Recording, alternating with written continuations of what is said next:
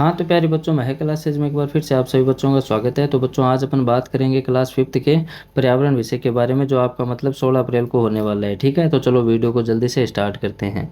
तो देखो बच्चों, इसका जो फर्स्ट क्वेश्चन है वो क्या कह रहा है। ये कह रहा है कि दिए गए चित्र को देखकर बताइए कि आलू के अंदर से क्या निकला हुआ है। तो बच्चों, ऑप्शन नंबर जो ए दे रखा है जड़, ये इसका क्या हो जाएगा, राइट आंसर हो जाएगा। ठीक है, फिर इसका जो अगला क्वेश्चन है, दूसरा क्वेश्चन ये कह रहा है कि दिए गए खाद्य श्रृंखला के चित्र को देखकर बताइए कि शेर अपने भोजन के लिए किस पर निर्भर है। ठीक है ना। तो देखो बच्चों, खरगोश जो है वो किस पर निर्भर होता है, ये जो गाजर दे रखे है ना, कैरेट, इस पर होता है। ठीक है ना। और जो लोमड़ी होती है वो खरगोश के ऊपर। तो अब शेर किस पे हो जाएगा, लोमड़ी के ऊपर। ठीक है ना। तो ऑप्शन नंबर जो सह दे रखा है ये इसका क्या हो जाएगा, राइट आंसर हो जाएगा। ठीक है, फिर जो तीसरा क्वेश्चन है ये कह रहा है दिए गए चित्र को देखकर नीचे लिखे प्रश्नों के उत्तर देने हैं। तो देखो नीचे क्या क्वेश्चन दे रखे हैं। ये दे रखा है पहला क्वेश्चन, दिया गया चित्र किस पक्षी का है। तो बच्चों, चिड़िया का है क्या, बर्ड। ठीक है ना, तो ये आंसर हो जाएगा। फिर जो सेकंड है, उड़ने के लिए इसके शरीर पर कौन से अंग पाए जाते हैं, पंख पाए जाते हैं ना, ये इसका राइट आंसर हो जाएगा। फिर जो थर्ड है, आपने इस पक्षी को कहाँ देखा है। तो चिड़िया को आपने कहाँ कहाँ देखा है, बस वो आंसर आपको लिखना है। ठीक है ना। फिर जो चौथा क्वेश्चन है बच्चों, इसमें आपको ये जिले है ना, जिले, ठीक है ना, ये जो तीन दे रखे हैं, गुलाबी नगरी, जयपुर, वस्त्र नगरी और जोधपुर। तो ये इसका आप पैटर्न याद कर लेना। ठीक है ना, ये क्वेश्चन आ भी सकता है और ना भी आए। ठीक है ना, लेकिन इस क्वेश्चन को आप देख लेना, तो इसमें फिल करने हैं आपको। ठीक है, फिर जो पांचवा क्वेश्चन है ये कह रहा है हमारे जीवन में योग का क्या महत्व है। अब योग का क्या महत्व है इस, तो देखो बच्चों, योग का मैं आपको बोल के बता देता हूँ, लिख कर नहीं बता रहा हूँ। कि योग हमारे शारीरिक, बौद्धिक या फिर आध्यात्मिक या जो मानसिक विकास में मतलब क्या होता है, सहायक होता है ना। तथा जीवन में के प्रति ये सकारात्मक दृष्टिकोण को भी मतलब विकसित करता है। तो ये इसका ऐसे करके आंसर हो जाएगा। ठीक है, फिर भोजन को पचाना क्यों आवश्यक है। ठीक है ना, तो इस क्वेश्चन को भी बच्चों आप याद कर लेना, इजी क्वेश्चन है, मैं नहीं बता रहा हूँ। फिर आगे देखो, ये कह रहा है जल का हमारे जीवन में क्या महत्व है। ठीक है, घरों में वर्षा जल को संग्रहित करने का आपको चित्र बनाना है। तो देखो जल का क्या महत्व है आपको पता है। ठीक है ना, तो इसमें बताने वाला कुछ नहीं है, इनको आप याद कर लेना। फिर जो आठवां क्वेश्चन है ये कह रहा है कि निम्न में से जड़ से बनने वाला पौधा कौन सा है। तो एक तो आलू है, उसके जड़ लगती है। ठीक है ना, यही इसका आंसर हो जाएगा। फिर जो नौवा है, अचार को खराब होने से बचाने के लिए हम क्या मिलाते हैं। तो तेल व नमक का यूज करते हैं ताकि वो खराब ना हो। ठीक है ना। फिर 10वां जो क्वेश्चन है वो क्या कह रहा है, अपने आसपास पेट्रोल एवं डीजल से चलने वाले वाहनों की अलग अलग सूची बनाइए। अब पेट्रोल से देखो, एक तो बाइक चलती है, मोटर बाइक। ठीक है ना। और डीजल है, अब डीजल से क्या चलती है, बस डीजल से ही चलती है। ठीक है ना, ट्रक है वो इसी से चलता है। ठीक है ना, तो ये ऐसे करके आंसर हो जाएंगे। ठीक है, फिर जो 11वां क्वेश्चन है बच्चों, ये कह रहा है कि निम्नलिखित वस्तुओं को उनके रंग के आधार पर छांट कर आपको उचित समूह में लिखना है। ठीक है ना।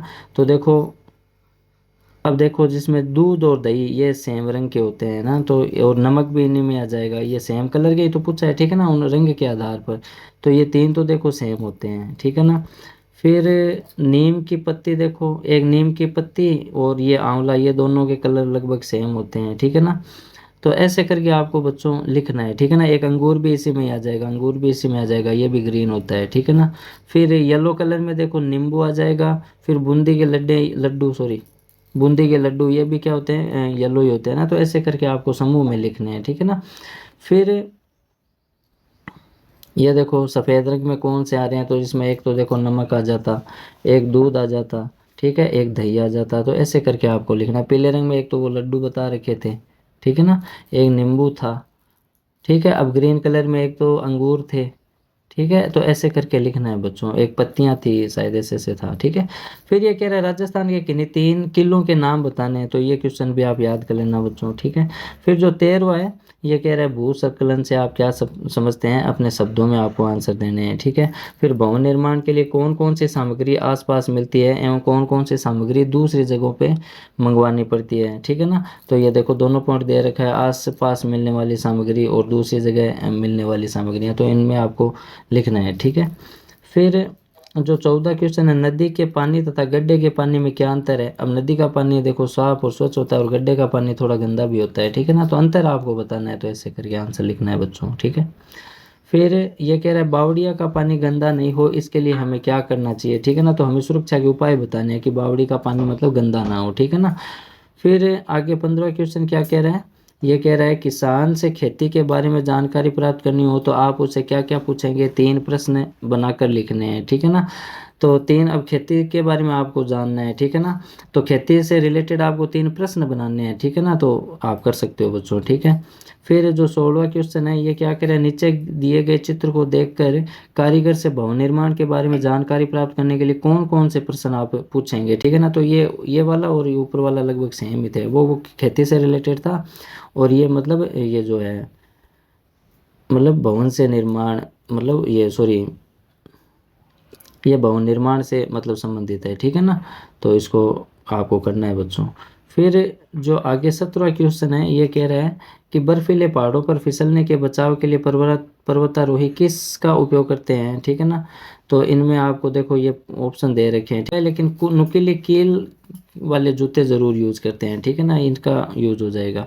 फिर जो 18वां क्वेश्चन है, चौराहे पर लगी ट्रैफिक लाइट के तीनों रंगों से हमें क्या संकेत मिलते हैं। तो क्या संकेत मिलता है, रेड जो होती है वो रुकने का संदेश देती है ना।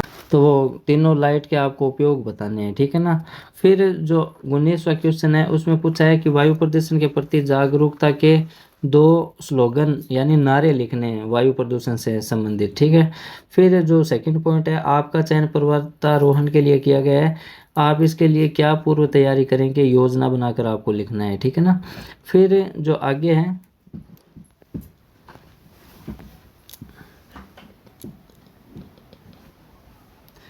फिर जो 20वां क्वेश्चन है, कार चलाते समय निम्नलिखित में किस बात का ध्यान रखना चाहिए। तो देखो बच्चों, कार चलाते समय हमें सीट बेल्ट का मतलब उपयोग करना चाहिए एक तो। फिर शराब पीकर गाड़ी नहीं चलानी चाहिए गलत तरीके से, तो यानी उपयोग ये सभी हो जाएगा, द ऑप्शन इसका राइट हो जाएगा, ठीक है। फिर पहाड़ों पर बढ़ते कचरे को रोकने के लिए आप क्या प्रयास करेंगे, इसकी कार्य योजना आपको बनानी है, ठीक है ना। फिर जो 22वां क्वेश्चन है ये कह रहा है आप किन लक्षणों के आधार पर पहचानेंगे कि आपको मतलब आपके मित्र को पीलिया रोग हुआ है। तो देखो, मूत्र का पीलाना ये भी राइट है, आंखों का रंग पीला होना ये भी राइट है, नाखून का पीला होना ये भी राइट है। तो इसका मतलब ऑप्शन सभी हो जाएगा, ठीक है। फिर फूंक से हम क्या क्या कार्य कर सकते हैं, एक तो गुब्बारे फुला सकते हैं, ठीक है, गुब्बारे फुला सकते हैं,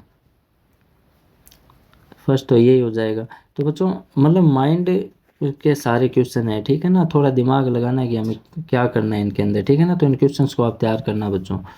फिर जो इसका सेकंड पॉइंट है ये लास्ट बचा है, ये कह रहा है हमारे गली मोहल्ले साफ रहें, इसके लिए आप क्या क्या करेंगे, ठीक है ना। तो मोहल्ले को साफ रखने के लिए हम क्या क्या उपयोग मतलब सुझाव करते हैं, बस वही बातें आपको लिखनी है, ठीक है ना। तो बच्चों मैंने आपको पेपर बता दिया है, इस पेपर की आप ज़रूर तैयारी करें, आपके अच्छे नंबर ज़रूर आएंगे। अब अपन नेक्स्ट पार्ट में मिलेंगे, तब तक के लिए बाय।